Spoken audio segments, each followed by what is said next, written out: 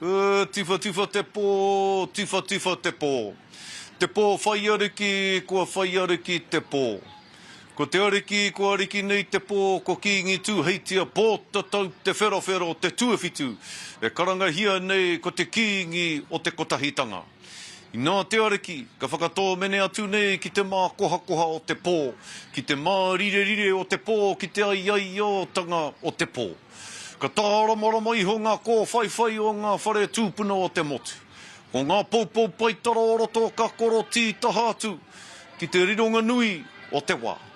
Tū wairua maira e te Kiingi ki taupiri kūao, ki te nui atu koe ngā maunga whakahi o te motu e tūahu ana kia koe. Ka purea koe ki te hau mā ori, ka purea koe ki te hau mā tonga. Ho atu rā e te Kiingi ki o wakatapu, ki o takiaho tapu, ki o poutiria o tapu. Houhia te huarahi ki te pō, mana o te pō, tini o te pō, ngā kore o te pō. Te pō tai ope i te tangata, te pō whakaopiti i te tangata, i nunui mā, i roroa mā. Kauria te moana o ake e te Kiingi, kia tau koe ki te akau o Hawaii, te punanga o ngā manawa tuawhiti hoki ngā kore ki muri. Ko tā Marae tēnei a te tiwi. He kawe i ngā kōrero o te wā mo te tangihana nei o Kiingi Tuheitia kia koutou. Ko Scotty te manahau Morrison, tōku ingoa e mihi atu nei kia koutou. I te marae e takoto nei te Kiingi. E mihia nei te Kiingi e poroporo aki tia nei te Kiingi ara i tēnei marae o Tūrangawaewae. Ko taku hoa whakapāho i tāmaki makaurau i tēnei rā e karema. Ko Miriama Kamo e te tuehene Miriama ngā mihi. Me ngā manakitanga o te wā ki a koe, i roto i ngā tini āhuatanga o te wā, tēnei, tō tātou Kiingi, ka tangihia nei e tātou. Kei a koe te wā, Miriama, e mihi ana ki a koe. Ngā mihi e Scotty. Whakatau mai e te iwi ki te pai kōrero o Marae, ki tēnei hōtaka motuhake e horo nei. Ko te karanga o te mate e kai kini nei i te manawa. Over the past 2 days, there's been an outpouring of grief from mourners at the tangi of Kiingi Tuheitia, and tens of thousands are expected until his burial on Thursday. The last couple of days have been for his whānau and tainui waka to mourn. Today we see ngā iwi o te motu arriving, pōwhiri being held every day at 8 a.m. and 2 p.m. We've seen ngā tihine, rātana iwi, northern tribes are part of the first pōwhiri along with dignitaries like the Governor-General Cindy Kiro, who's there. Scotty will speak to some of them over the next hour, and here in studio we have Willie Jackson and Shane Te Pou, and Marae reporter Inina Smith will be here later. But we begin our special broadcast looking back on the life of the Maori monarch who led the Kiingitanga for nearly 2 decades. Kiingi Tuheitia Pootatau te Wherowhero VII died on Thursday 29th of August 2024, surrounded by his whānau. Tuheitia was born in Huntly, educated at St Stephen's, and was a former truck driver. He was a Maori diplomat who travelled the globe sharing tikanga Maori and the Kiingitanga kaupapa. He was invited to the coronation for King Charles and Queen Camilla in 2023. He attended the funeral of the Tongan King in 2006. And in 2019, he met Pope Francis at the Vatican in Rome. Kiingi Tuheitia had his coronation on August 21, 2006, following the death of his mother, the Ariki Nui, Dame Te Atairangi Kāhu. E te rangatira, moi mai rā. E karema, ko tētahi I tino mōhio ki a Kiingi Tuheitia I roto I nei taumaha ōna hei Kiingi. Ko te tangata, ko te rangatira kei takutaha e tū ana. A person who knew Kiingi Tuheitia intimately has joined me now, Rahui Papa, o te Kiingitanga o tainui waka tēnā koe. Te tuakana tēnā koe. E hoa, he mate o horere tēnei. Ka re koutou, ka re tātou I mōhio, ka re tātou I whakaaro ake, ka mate te Kiingi. He mate o horere, he mate hai te ngaka. Kei taha koutou te iwi, kia pakari tonu ai koutou, I roto I nei tū āhuatanga. I runga no hoki te ohoreretanga o tēnei mate. Kei taha koutou, ki te whakapakari I a koutou, kia pai ai tā koutou kawe, I ngā huatanga o te tangihana I roto I ngā rākei mua I a koutou I a tata. Kua roa te Kiingi e pīkau ana I ana mate. Ka mutu engari kaori mohiotia ko ia tēnei te toi mahatanga ki runga ki aia. Ko ngā whakariterite. Mate atu he te kura, ara mai he te kura. Ko tā mātou he whakatutuki I ngā ohaki a Kiingi Tuheitia. Ko te kotahitanga tērā, ko te whai te mana motu hake tērā. E kore tērā e mutu. No reira, ko tana ohaki e nei, ka whai kia whakatutuki a haere ake nei. Kei roto I te wā, ko ngā wero o te wā, ka ake akina I aua wā. Me te mōhio iho, tōna 3,000 tāngata kei ko nei tēnei rā, ka waipuketia tēnei marae roto I ngā rā e tū mai nei. Ka pēhea tā koutou whakariterite I a koutou I rungi I te pae, ngā wāhine karanga. Ka pēhea nei te nui o tērā mahi, hea hoki te huarahi ka whāia e koutou, kia mōhio ai koutou, ko wai ka whakatau I tēnei rope, ko wai ka whakatau I tēnei ope, ko wai ngā kai kōrero, era momo kōrero katoa, ki rungi I te marae, I roto I ngā rā e tū mai nei. Ko nei te pai o te pātuhi, haere nei, ko wai mā kei te haere mai, ko wai mā ngā iwi kei te whakaike mai, kia pai ai te hi paku whakariterite. He no, ko te pai ngātu, I te waia Kiingi Tuheitia, nāna te ohaki kia wānanga ana kau mātua, kia riri rātou mo te aha, mo te hui a motu, ngena mo motu ahuatanga. E prakitihi nui tō mātou I ngā koronehana o ia tau, no reira, ka whakamātau tau, I ngā paipai, I te kihini, I te hunga whakapaipai I te whenua, I te hunga kawe tūru, katoa I ngā mahi o runga I te marae, ka whakaharatau I ngā koronehana, ka tā mai ki enei momo kaupapa, ana kua rite te iwi. He tika tai, ko waia ke koutou ki te whakahaere tēnei momo hui nui tai ore nei. I mōhio koe ki te king. I mōhio he hoa kōrua. Hari I te mea ko kōrua I roto I ngā whakaritenga o te Kiingitanga. Engari kōrua ia te rā, nō nei he hoa kōrero kōrua. You knew the king intimately. You spent a lot of time with the king. What are some of your recollections of Kiingi Tuheitia, his personality, and intimately your knowledge of him? What are some of those more funny anecdotes, the humorous side, because we knew he had a wicked sense of humour, the humorous side of Kiingi Tuheitia. Nā te mea, kei roto I te katakata he rongoā e takoto ana mō tātou.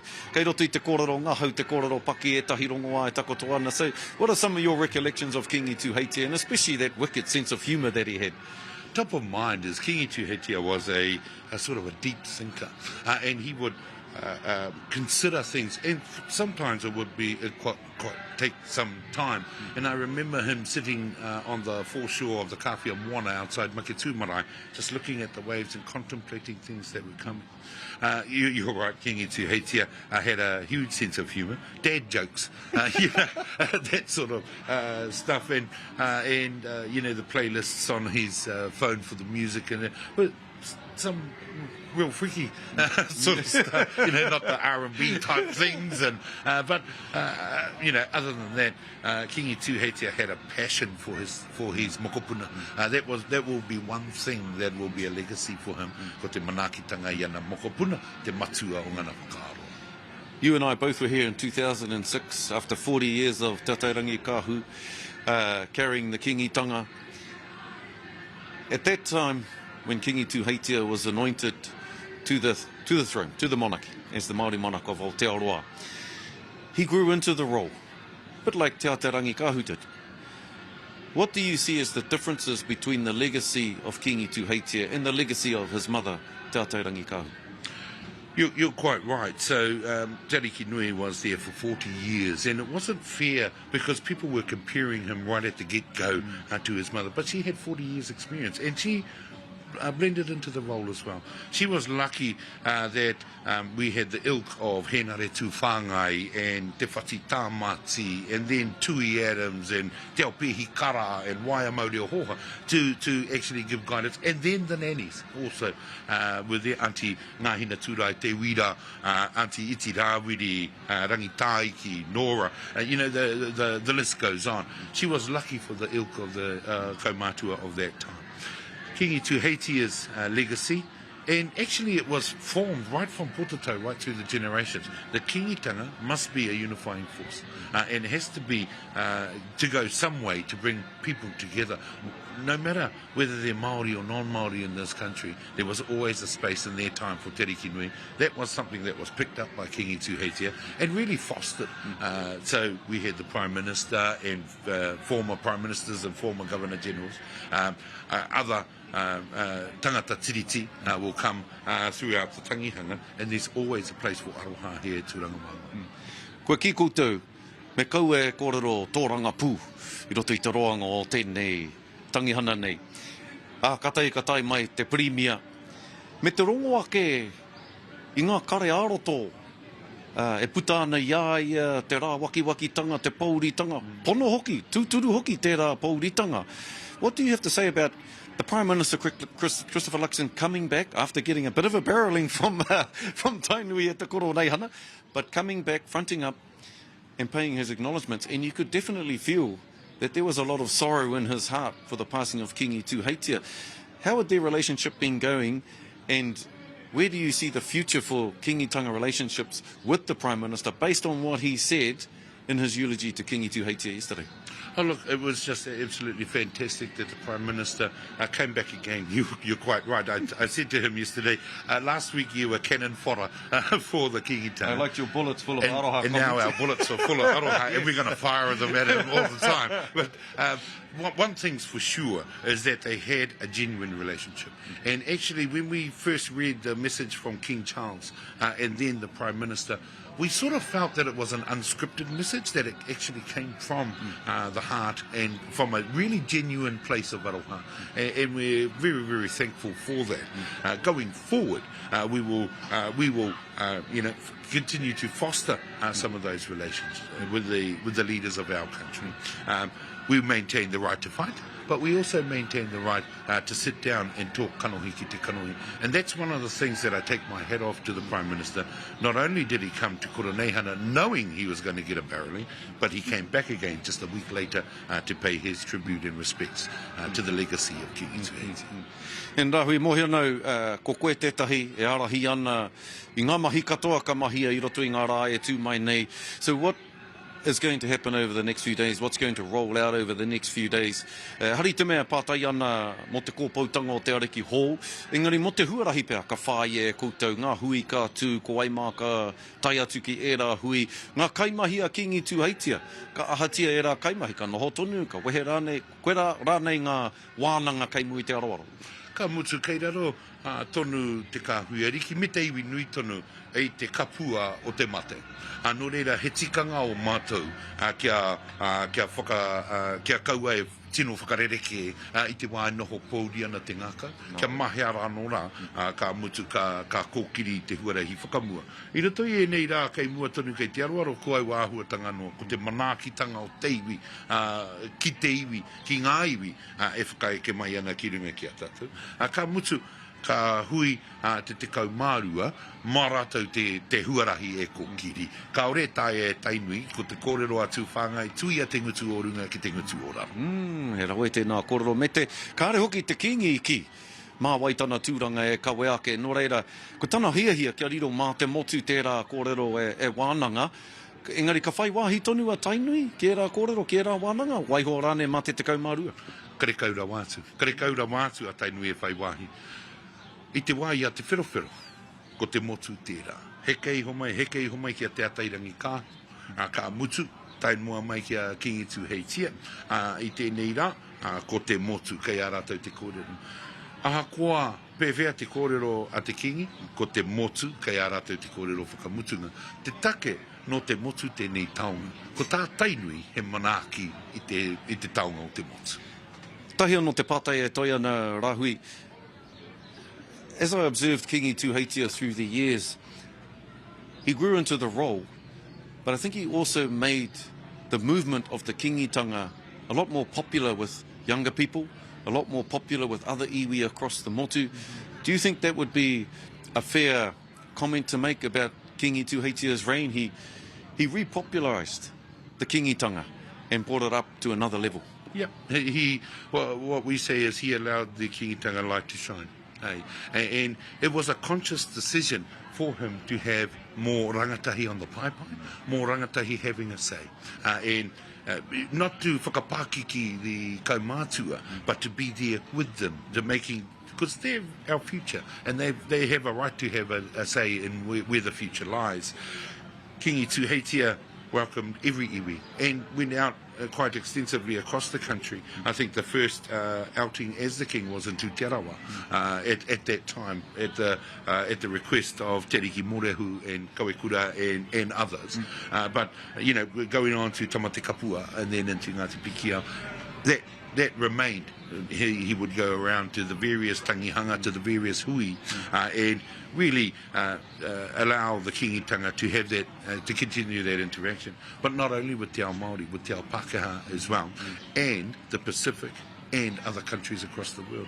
I mean, going to FESPAC and then going to Paris for the Olympics and really celebrating with Team New Zealand, that's something that will never ever be forgotten by us. You know, the korowai that they wore at the Olympics, for example, was placed here at Tūrangawaewae.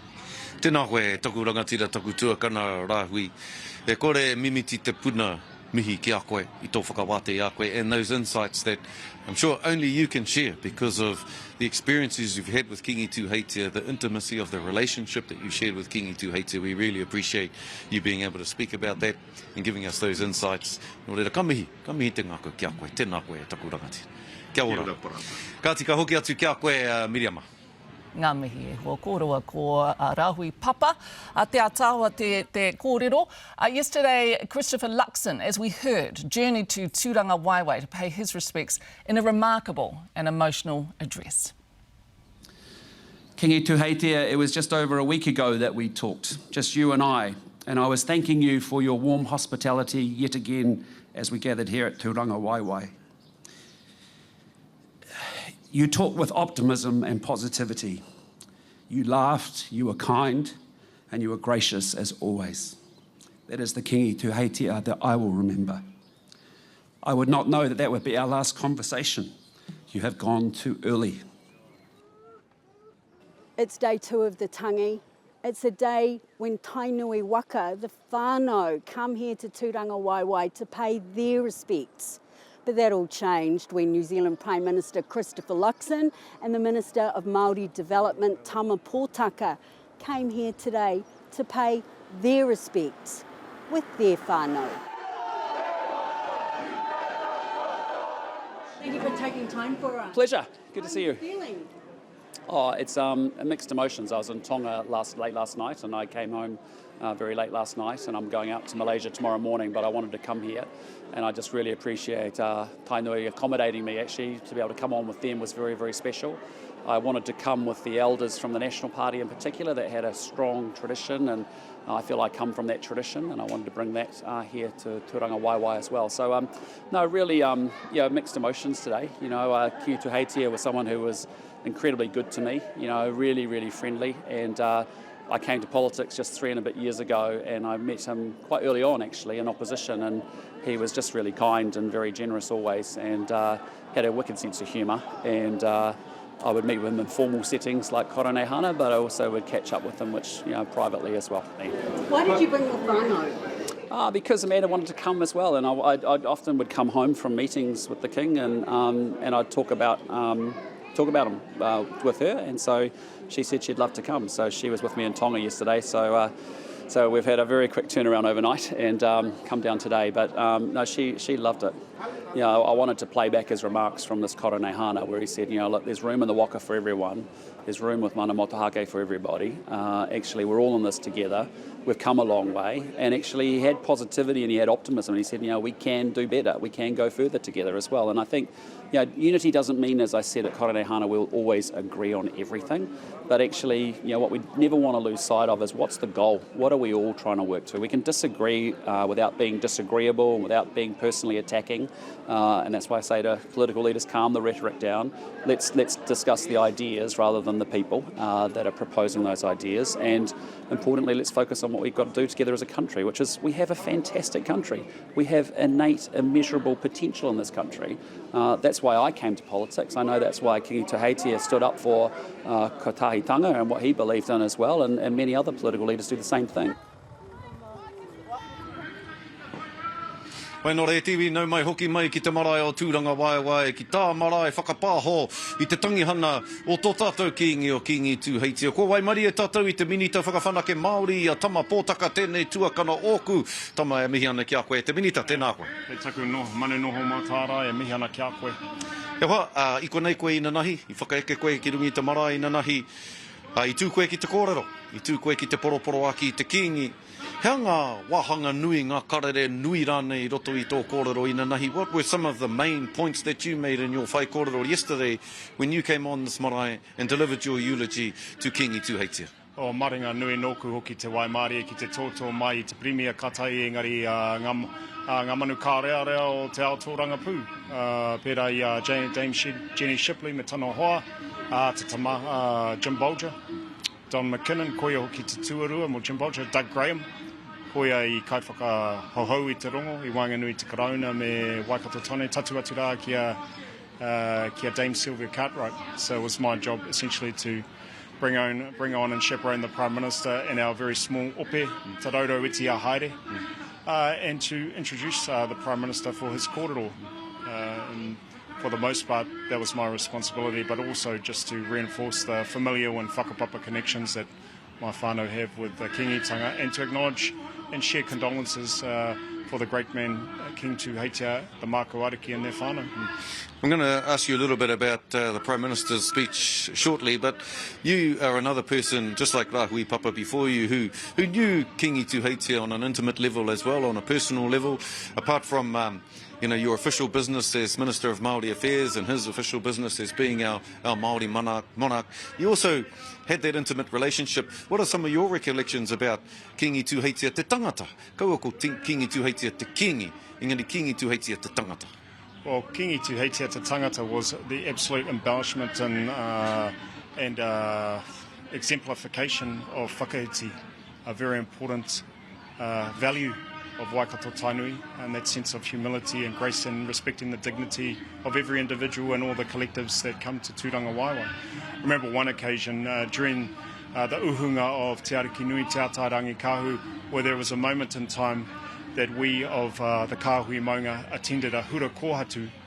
During that week, we went down to Ohakune and Waiouru to attend a hura kōhatu, and Kiingi Tuheitia and his small ope came to tautoko that hura kōhatu for some of the tohunga of that area of Ngāti Rangi, and of course came back to fulfil his responsibilities. I remember another time he came down the Whanganui River 10 years after his mother with their daughter Ngā Waihono i Te Pō, that represents the connection between the Waikato and the Whanganui rivers, and came on the river for a couple of days with the Māko to places like Tawata, where Rākai Taiaro and others are from, and Whitianga, which is right in the heart, in the hinterland of the Whanganui National Park.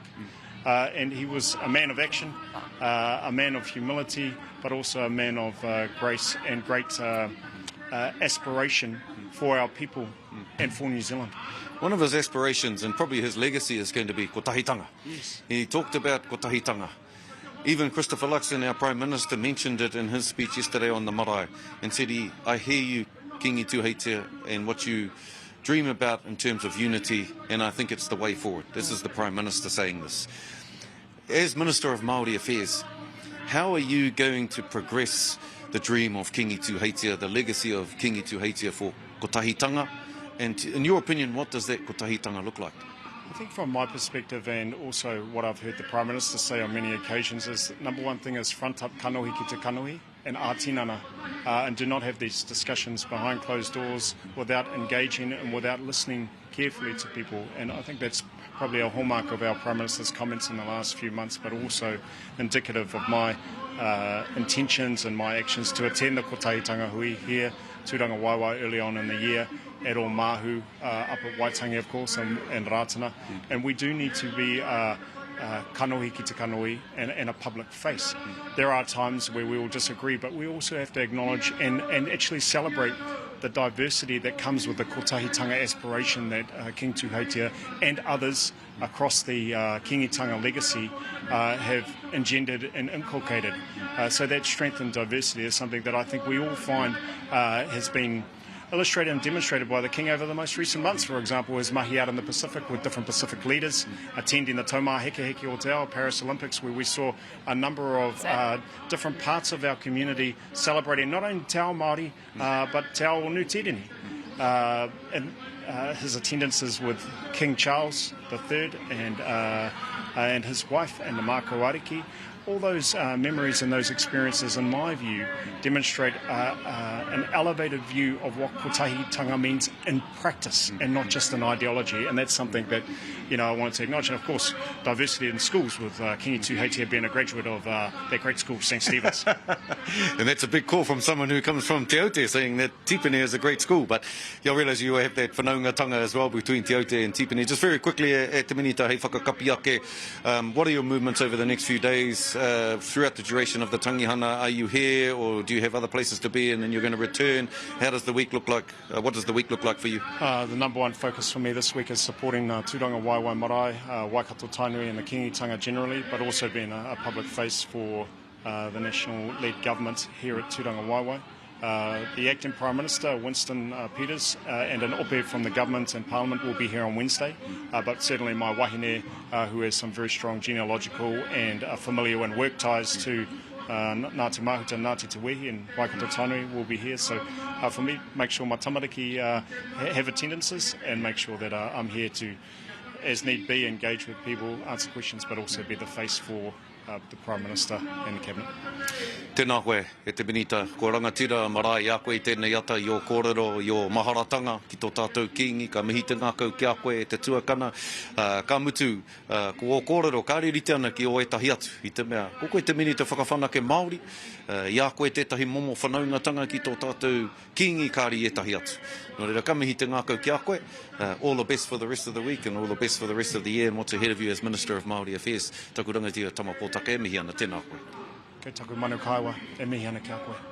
Kia ora, tama pōtaka e Tiwi, he's our Minister of Māori Affairs and he'll be here throughout the duration of the tangihana to support Tainui Waka. Ka hoki atu kia koe, Miriama. Kia ora, Scotty. So from National to the other side of the political aisle, Senior Labour MP Willie Jackson has described Kiingi Tuheitia as a humble man who never expected the role but stepped up and stood out, and he joins me now. Tēnei te mihi nui, Willie. I want to talk to you about that in just a moment. Tuatahi hiaha o whakaaro e pāna ki tēnei wā pauri. Wā, e tika ana ki te maumahara tēnei rangatira, tana kōrero, tana karere e pāna ki te kotahitanga. Nō reira i te rangatira Tuheitia, moi mai rā. Aira. So tell us about the King and your thoughts. He's a humble man and he stepped up to the moment. How did that happen? He, as I've said, he never expected to be the King, never wanted to be the King. And I think it took a while to get there too, even by his own admissions, but 18 years. And I was listening to Rahui and the te ata, the fire, she had so much around her, and it was tough territory for him early on.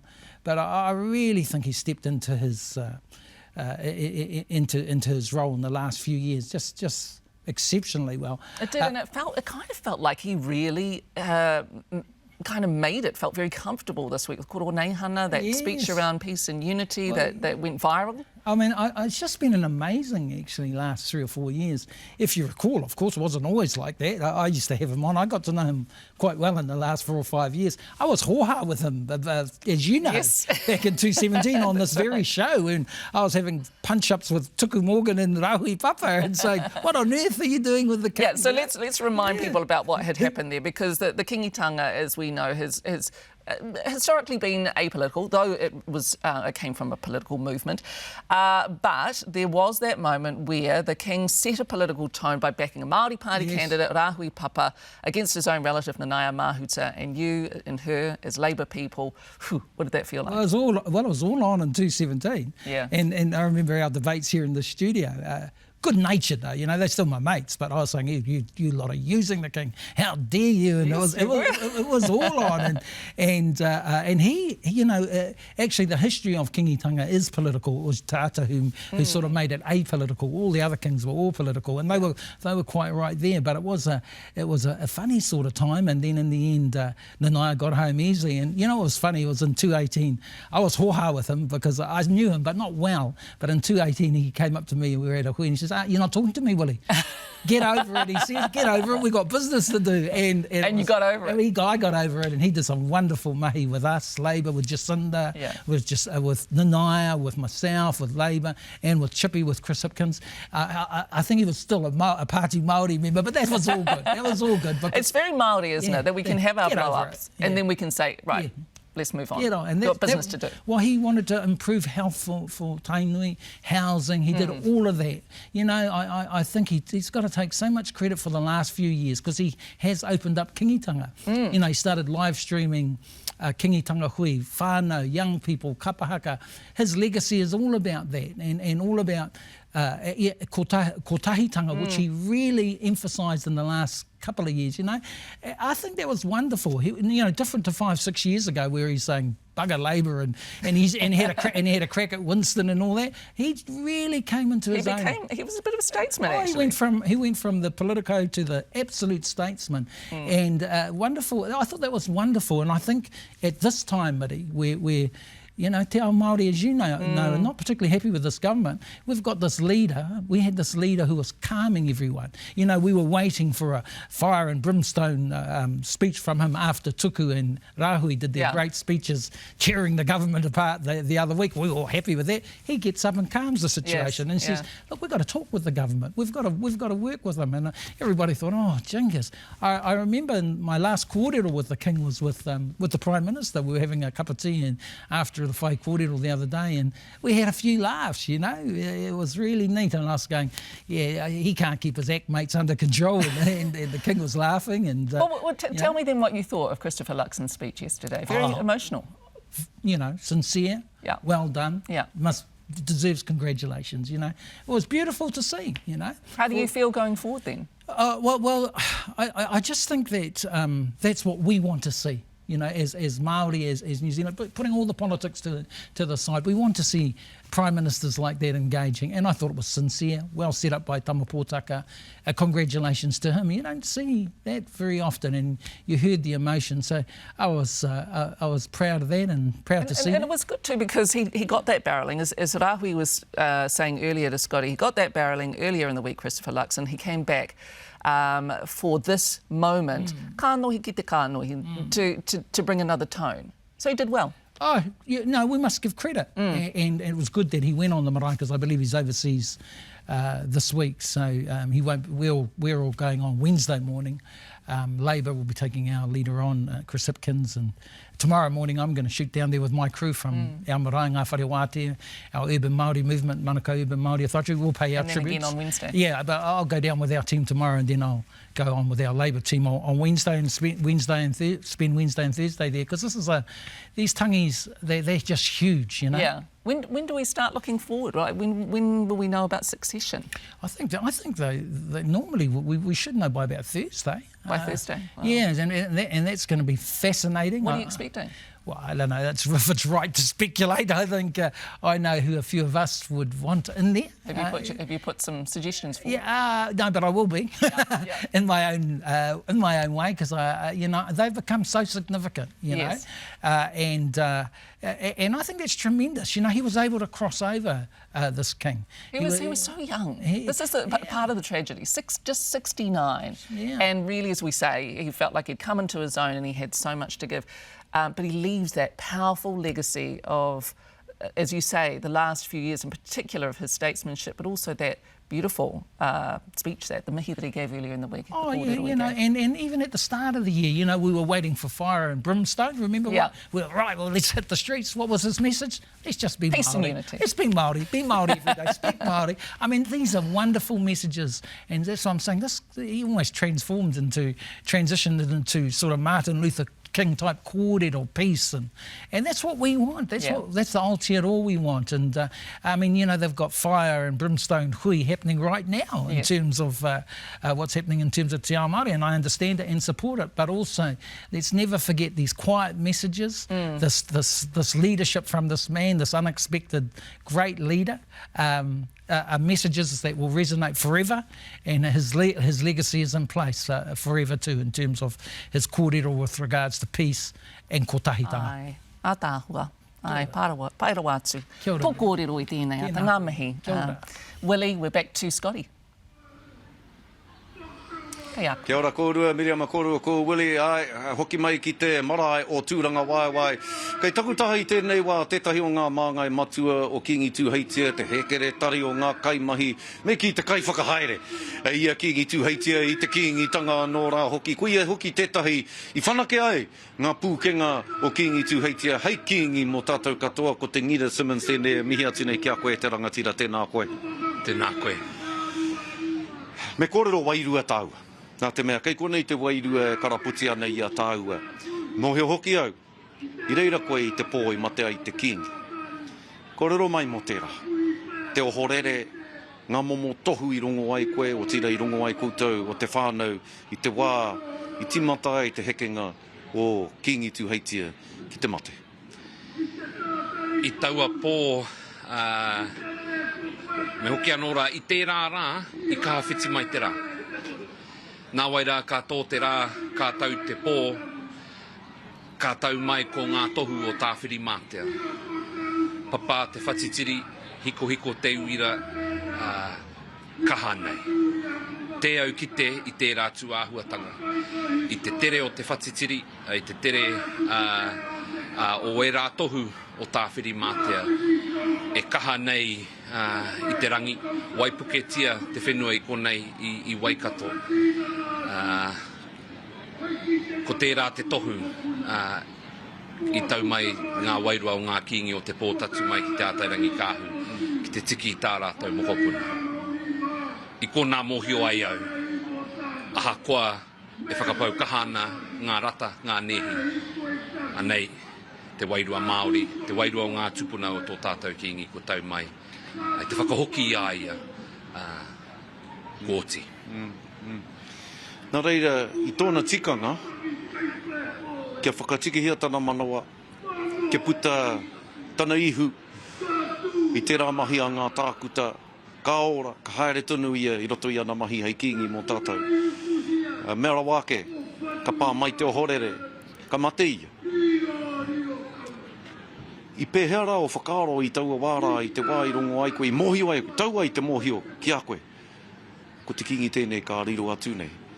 Ko koe tētahi wana hoa piripono i roto i tēnei ao. I pehea te rere o whakaaro i tērā wā, i te taunga mai o tērā mōhiotanga. Ka rongo koe i te whatitiri, anō nei ko ngā tapuwai o ngā Kiingi o mua, o tana māma, ngā tūpuna, hi koe penei mai ana, i te ao wairua ki konei, ki te tiki i aia.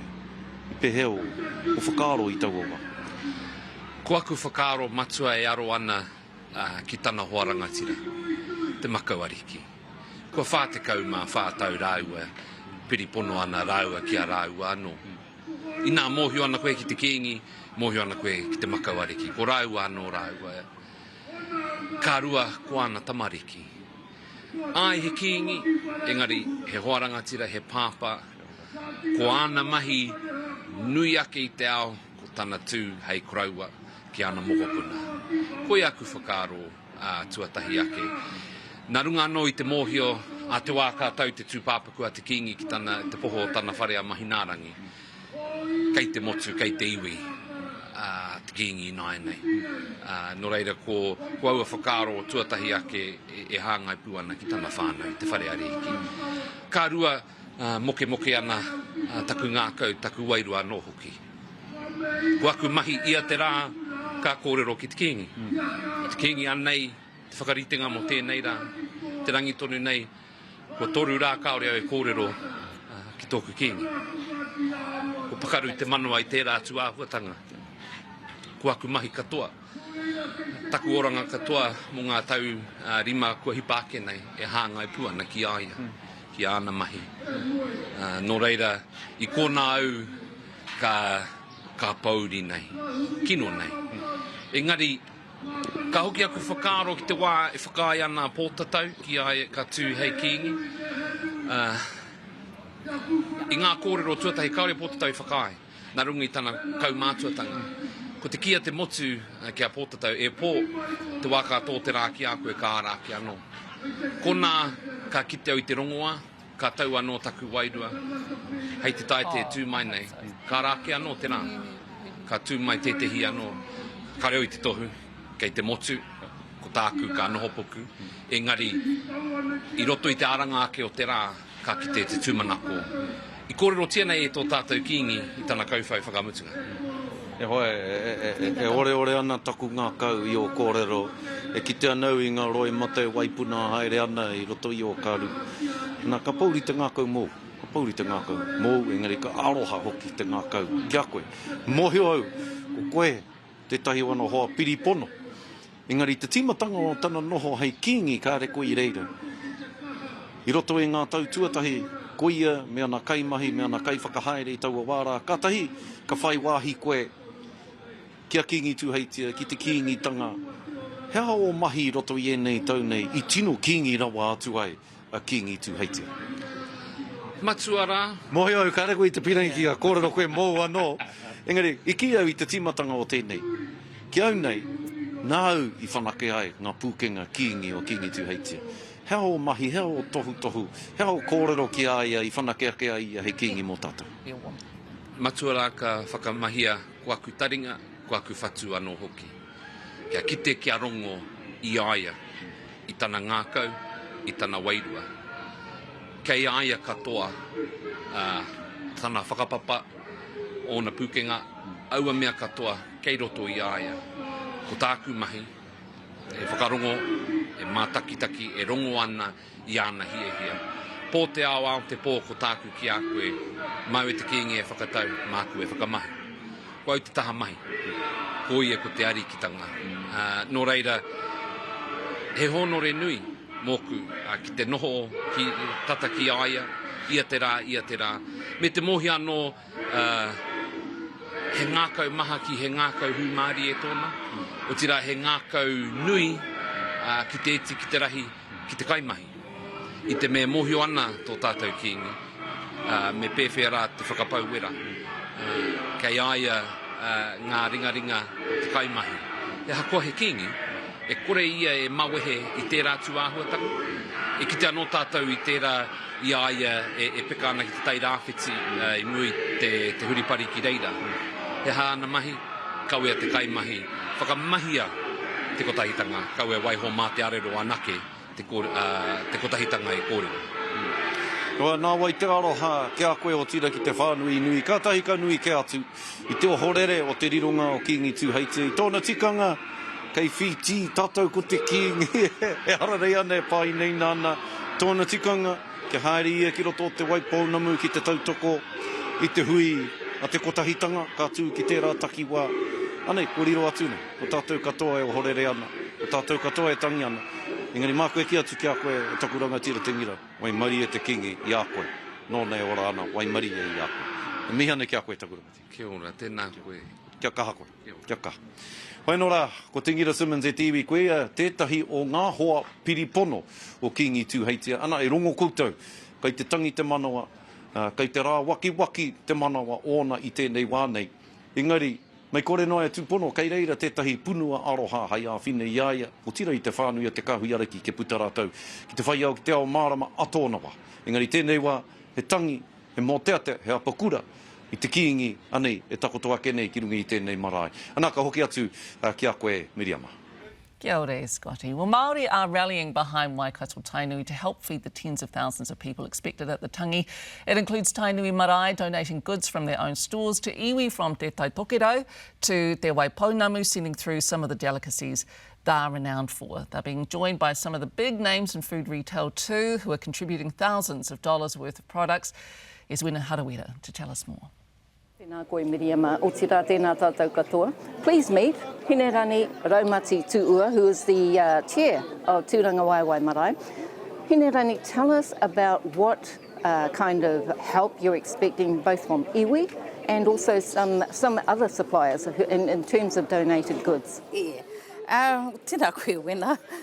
We have been overwhelmed actually by the generosity of our iwi, our extended whānau, and by corporate New Zealand. They have been incredibly generous in the same way that they were generous when Te Ariki Nui passed away 18 years ago.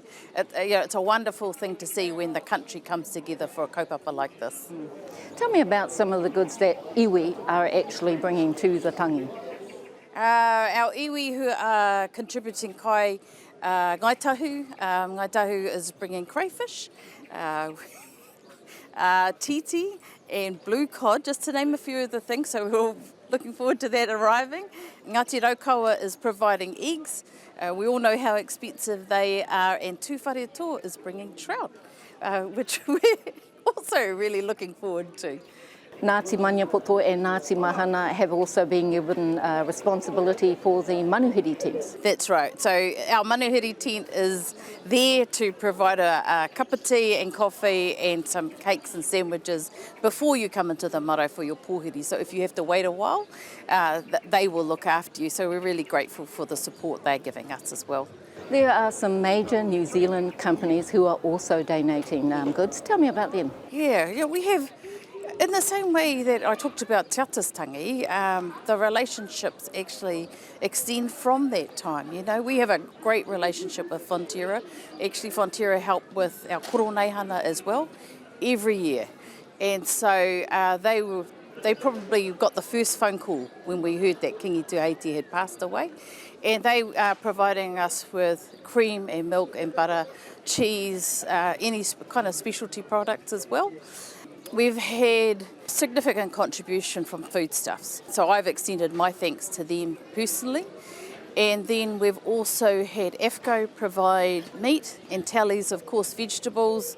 We've also had contributions from Silver Fern Farms in terms of lamb and steak. Woolworths is contributing fruit, Copeland's some baked goods and cakes and biscuits and things like that. And of course our own Maori companies, Moana New Zealand is providing us with seafood, and you know, it's kind of a case of what do you want? Yeah, we will go find it. So the army is coming in. How are they going to provide help for the marae? Yeah, they're coming in to help us cook food in a volume that, you know, even we can't do. And they are so efficient at what they do. And they've been here many times before, of course. Although it's been a little while, but the last time they were here was 18 years ago. And it was funny today, the person who was here 18 years ago from the army is the same person today. So really pleased to be able to reconnect with those people. So we're looking forward to the contribution they make, and we really need them. You know, the volume of people we're expecting over the next few days will be huge. Tēnā koe. Right, so the Defence Force arrived here at the Marae Tūrangawaewae at 5 a.m. this morning to help out. I'm joined by Commander Tui Joe Thompson, the NZ Defence Force's Liaison Officer. Mihi ana kia koe te rangatira, tēnā koe. Tēnā koe, thank you for joining us. So, really appreciate that the Defence Force is here to lend a hand. I mean, there's plenty of people to Manaki and to Whāngai. And how te mahi a koutou a te Defence Force? What exactly are some of the responsibilities and some of the mahi that you're required to do or that you're helping out with here at Tūrangawaewae throughout the duration of the tangi? Well, at the moment, the NZDF has deployed our catering detachment to support Tūrangawaewae and the tangihanga. That support was requested through Te Puni Kōkiri from the Office of the Kiingi Tanga, and it is a privilege and an honour for all of us from the NZDF, and in many ways specifically the individuals who have been called upon to bring that catering detachment forward. So at the moment that includes 28 people. They've brought with them 3 field kitchens, a number of vehicles and all the capability required to assist the ringawera at the back with the multitudes that are expected to come today and in the coming days. And how easy is it for the Defence Force personnel to sink in with the ringawera of the marae and work together to make sure that everything's running smoothly? Is that an easy process, or does that take a little while to build, and you know, after a few hours you start to get to know who's doing what and where everybody fits into the bigger picture of things? Well, I'm sure it'll improve as the days go on. There'll be little amendments they'll make, but surprisingly, it's been very well done right from the outset. So, as you say, the team arrived at Tūrangawaewae en masse this morning. However, the team forward deployed and stayed in Hamilton last night, and they were able to liaise with some of the ringawera last night. They'll do so again as the days go by. Planning and liaising with the staff here, what the menu looks like, how to coordinate between the ringawera and the wharekai and our own staff that are in our field kitchens nearby to determine how best we can support the need of the many as they go into the wharekai. Are there reserves waiting just in case they need more people and more help over the coming days? Are there more Defence Force personnel on standby ready to come in if they need it? The NZDF has been requested specifically at this time to provide catering support. We were asked and we have provided 2 field kitchens. We brought a third anyway. So at the moment we're delivering enough food to feed about 500 people for the 2 main meals, that is the 0800 and the 2 p.m.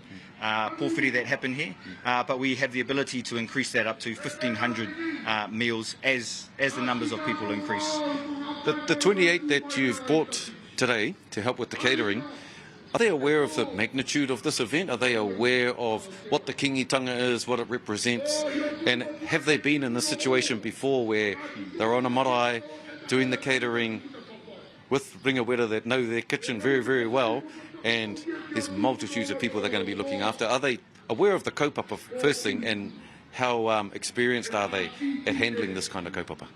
Well, they are very aware of the magnitude of the kaupapa, the tangihanga that is happening now. We have a large variety of experience within the team. At the more junior end, this might be their first tangihanga on Tūrangawaewae, but amongst the more experienced of the team, there is one of the team who is here for Te Atai Rangikahu, her tangihanga. There have been others who have been here for Koroneihana. Some of them have been up to Waitangi to support similar sized kaupapa in some ways, and so the experience there is quite a range, but everyone is extremely excited by the opportunity to be able to support the kingitanga and the nation at this time for this significant event. Tēnā koe, Tuheitia, te rangatira, me ana kia koe e nā whakamana. Thank you very much for explaining what the Defence Force is doing here this week at Tūrangawaewae, and of course, you know, we must acknowledge the help that you're providing, the assistance that you're providing to make sure that everybody who comes to the tangihana feels the manaakitanga here on Tūrangawaewae, and you're playing a big part in that. So mihi ana kia koutou. Tēnā koe hoa, tēnā koutou. Kia ora. Kia ora Miriama, let's head back to you. Kia ora, Scotty. Gosh, those logistics are incredible there. Now, the kingitanga plays a pivotal role in Aotearoa's political life. That's been on show in the last week with Koroneihana, and the King's speech about peace and unity going wide, and his death going viral. I'm joined by Irina Smith and Shane Te Pau, ngā mihi nui ki a kōrua. Thank you so much for joining us this morning. Irina, as we've all said, the King has passed too soon, 69, so young, but he leaves that strong tone of peace and unity in his wake, doesn't he? Ai, ka nui te pauri, I te matenga o tō tātou kingi. Hui anō, yes, you're right, he's left a lasting legacy. And certainly it's a shock because he seemed to have only just, in these recent years, come into the role and made it really his own. You know, he really felt like he was being himself in the role. The way he put himself out there, the words he spoke in terms of te kotahitanga. I mean, the te kotahitanga movement, it wasn't a new thing. We all, sort of knew about it, but for him to bring it back to the fore and give us all something to think about and something to look forward to. It's a great loss, but at least he has started that movement, and I guess now the hope is that Māoridom we can continue to move in a positive way. Absolutely, and Shane, we talked about this too. That the King had a few bumps on the way up. But of course, he followed his mother, who was an incredible woman and had 40 years, as Rahui said earlier, 40 years of getting used to the role. And of course, she didn't have her reign during the age of social media, as the King did. But he became a leader that's brought people together. He did. She'd be proud. She would be very proud. Look, what I liked about Tuheitia is he had working class sensibilities, He was a meat worker, he was a truck driver, got some criticism for that, particularly by Parker when he was first took on the role. But I think I just liked his working class sensibilities, that he would work through the issues rather than through the people. There were some very rocky moments, particularly when he chose to take Kingitanga down a different pathway in terms of Te Pāti Māori, but he was able to work through that also and get on with ensuring the best for Māori, no matter what the political hue of the government of the day. Yeah, yeah. And that's right. You talked about, you know, his humility and you know, being a humble man. I mean, I think we saw that on show, and getting criticism too for the truck driving. I think we saw that really on show in the flooding on the East Coast. He jumped on a digger, did a bit of digging himself, and apparently got a few criticisms for it. But I think on the whole, it sent the right message. Oh, he ringa raupa, Meki, you know, he was a working class man, and that never left him, you know, although it must have been difficult to come into the role at the time he did, with so much pressure and yes, a lot of criticism about whether or not he would be able to continue that mantle of his mum, and all the things that she did and all the positions she held. But he definitely did. Certainly, you know, when we think of te matatini, te kohanga reo, all those kaupapa Māori that he became patron of or head of, he was able to carry those roles with mana, you know, he rangatira. But yes, he still was himself, as I say, you know, quite a hard case man too. Yeah, very funny. Yeah, he used humour. Even in his most recent speech, we saw that, you know, we might need some super glue. You know, he just tried to use that to help people to understand really and everyone to get it. What are we expecting going forward now, Shane? Well, you know, I've asked myself this, whether I would comment. You know, we are in tangihanga, but you know, I'm a political pundit. I get asked for my opinion, so I think that we will see a generational shift. I think it's quite on the cards that the daughter will take over the mantle. I think she's been ready, she's been prepared, she's articulate, she's also very much like her father and very much like her nanny before her. We saw a political shift at the last election, the coming of the kohanga reo movement. She fits that calibre. So I think we're in for some interesting times. The other thing is, Miriana, I think that, you know, yesterday our Prime Minister, I'm a lefty, but I'm using that term, our Prime Minister delivered a very apt speech. But beyond next week, I wonder whether Māoridom will accept the mantle of incrementalism, of trying to sit down and negotiate with this government, or perhaps wanting a more radical approach. So I think we're in for some very challenging times ahead of us. Ka ho whakaro. Ai, tautoko anau. If we look at the makeup of Māoridom right now, the census tells us, you know, almost 1 in 3 Māori under 1 in 3 New Zealanders under 25 are Māori. So there's a generational shift, and it is, yes, our generation of te kohanga reo, te kura kaupapa Māori. We've, you know, all come through that, and now we're looking for, you know, our next leaders. You look at their current Waikato Māori MP, Hana, and the things that she's been able to do using social media. And, you know, let's be honest, social media has a big part to play now when it comes to us deciding, you know, a lot of our big decisions, how we vote. The biggest thing now is to get, you know, our young Māori to enrol to vote if we're talking political movement. We have to leave it there, but I'm so grateful that you're both here I tēnei wā pauri. Wonderful to have you both here, Shane Te Pau and Irina Smith. He tōtara hai mata ia te Kiingi, e rere ana te roi mata i te Kiingi, e Tuheitia tākoto mai ki runga, ki ngā ringaringa o tō iwi. Thank you for joining us in studio today for this momentous time in our country's history as we farewell Kiingi Tuheitia Pootatau. Te wherowhero e hoa, e te whatukura a Scotty, kei a koe. Tēnā koe, Miriam, tēnā koutou i tēnā pito o tā tātou whakapāho i te tangihana o Kiingi Tuheitia i tēnei rā. Me ki pēnei, when I arrived here just before 7 o'clock this morning, Taupuri Maunga was shrouded in mist, the Waikato River was shrouded with mist, and even the Marae, Tūrangawaewae, had mist just hovering above it. Felt very tranquil, felt very peaceful. And I think te wairua o te Kiingi, kei konei tonu. Kei konei tonu te wairua o tō tātou Kiingi, e whakarongo ana, e mātaki ana. There's plenty of mourners here. Te Arawa is on the Marae at the moment, the Governor General, Tūwhare Toa, and many other iwi who have arrived here to pay homage to Kiingi Tuheitia, a king who will be remembered for te kotahitanga and for his vision for Aotearoa into the future. Nō reira, ko takoto te Kiingi, ka mihia te Kiingi, ka poroporo aki tia te Kiingi, hei roto i te wā, ka ngaro atu te Kiingi, ka ara mai anō he araki, hei arahi i a tātou, i roto i tō tātou whenua o tira, hei a moake i te kaupapa o te Kiingitanga. Nō reira, rātou ki a rātou, te hunga mate ki a rātou katoa.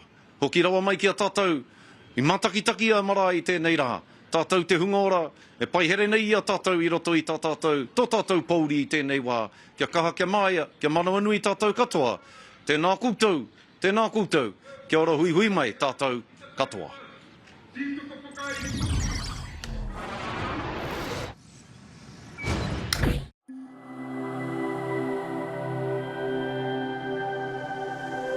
Ko te reo, te take.